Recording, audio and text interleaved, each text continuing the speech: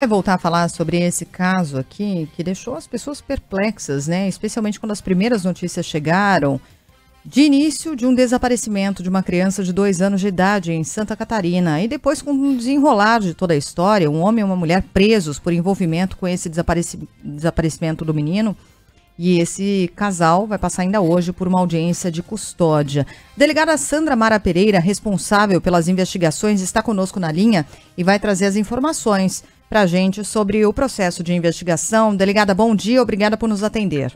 Bom dia, Sheila. Bom dia aos outros participantes dessa mesa. Delegada, esses dois foram detidos em flagrante em São Paulo, no bairro do Tatuapé, com a criança no carro. O garoto, aliás, para quem estava perguntando, está bem, está sob os cuidados do Conselho Tutelar. Como é que foi esse processo? Como é que a polícia chegou? Como é que foi esse trabalho, inclusive, da polícia de Santa Catarina e da polícia de São Paulo também, nessa parceria para chegar a essas duas pessoas? O Nicolas, ele desapareceu, ele foi visto a última vez em Santa Catarina no dia 30 de abril pela avó materna, e a partir desse dia ela não teve mais contato.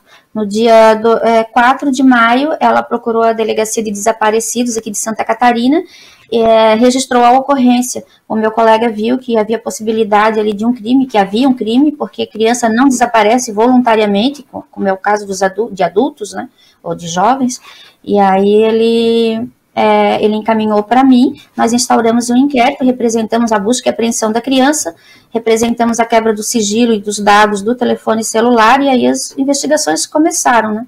Nós começamos, foi entregue para nós o celular da mãe da criança, e ali nós tivemos acesso a várias informações, né? Então, a gente sabia que a criança estava em São Paulo, não sabíamos qual era o local, sabíamos que ela estava bem, porque nós tínhamos imagens no celular dela brincando na praia. A praia nós não identificamos, mas acreditamos que seja aqui em Balneário Camboriú, e ele brincando com outra criança, fisicamente até parecida com ele.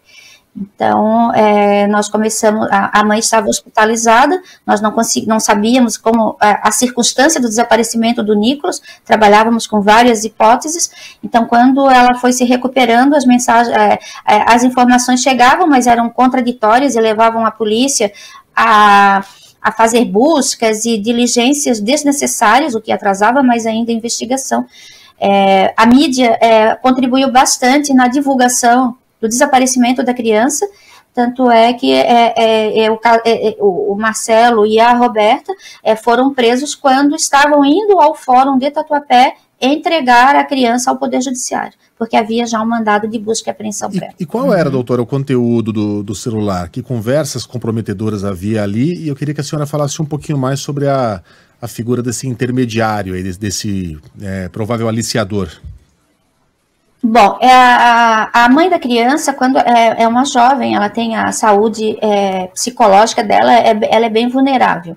Ela, quando ficou grávida ali com uns 19, 20 anos ali, ela procurou nas redes sociais grupos de apoio, né, de pessoas para adotar, de pessoas que não engravidavam, enfim. Ela disse que no começo a ideia dela era entregar para adoção, né, mas depois ela se arrependeu e ficou com a criança.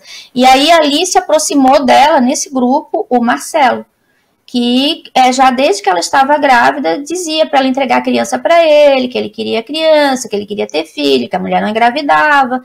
Eles têm uma palavra, a tentante é a mulher que não engravida. E aí ele se aproximou dela e, bom, nunca tiveram contato físico, só tiveram agora quando foi para entregar a criança. Em 2 anos ele ficou ali assediando, ela desistia, ela voltava na decisão dela, né?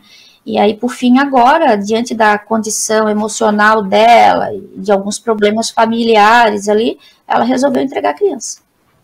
Doutora, então é fato que esse possível aliciamento acontece há pelo menos 2 anos, e esse aliciador... Isso é confirmado. É confirmado. A investigação agora, especificamente a respeito desse caso, ou seja, saber se a mãe recebeu dinheiro ou não para fazer a doação para doar a criança, ou se apenas foi convencida, ou há também uma investigação paralela para saber se esse aliciador agiu também em outras frentes e fez a mesma coisa com outras famílias? Essa é a nossa linha de investigação. né? Nós acreditamos que ele é um aliciador. Se teve que isso aí está comprovado que ele vem há 2 anos assediando ela, né? Nós queremos agora na investigação saber, com a quebra do sigilo bancário, se houve alguma transação financeira entre os 5, né? Os 2 casais, porque são 2 casais, mais a mãe da criança.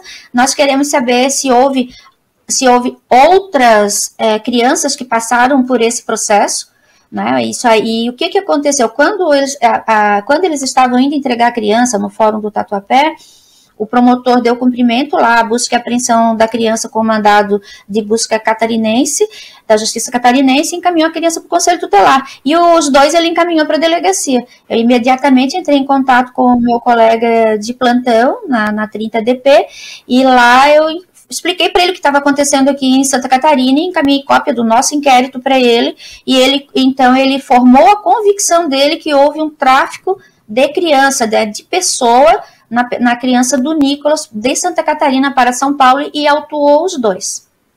Só para deixar claro aqui para o nosso ouvinte, doutora, como é que esse casal de São Paulo chegou até essa pessoa, até esse criminoso, e como que esse facilitador, esse aliciador, conhecia a mulher de Santa Catarina? Bom, como eu falei ali no começo, ela participou desse grupo de mulheres que não conseguem engravidar, esses grupos que se formam nas redes sociais, né? E aí ali ela conheceu o Marcelo. Se o Marcelo tem o rapaz que intermediou tudo, né? O homem que intermediou tudo. Se ele fez isso em outras vezes, é só a investigação aí de São Paulo que vai dizer. No nosso caso aqui, está comprovado que ele ficou 2 anos ali conversando com ela, ou por telefone, ou pelo aplicativo de mensagens, ou até pela rede social. Esse crime é comum, doutora? Eu sei que a gente está saindo aqui do escopo desse crime individual, mas é comum que essas pessoas fiquem observando grupos de candidatos à adoção para tentar agir dessa forma?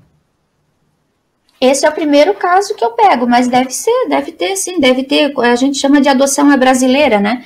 A pessoa nasce uma criança, diz que nasce em casa, vai lá e o pai registra como se fosse dele. Bom. Doutora, obrigada pela entrevista aqui à Band News FM, parabéns pelo trabalho, até uma próxima. Até a próxima, obrigada também pelo espaço. Obrigada. Doutora Sandra Mara Pereira, responsável por esse caso aí do bebê que estava desaparecido em Santa Catarina.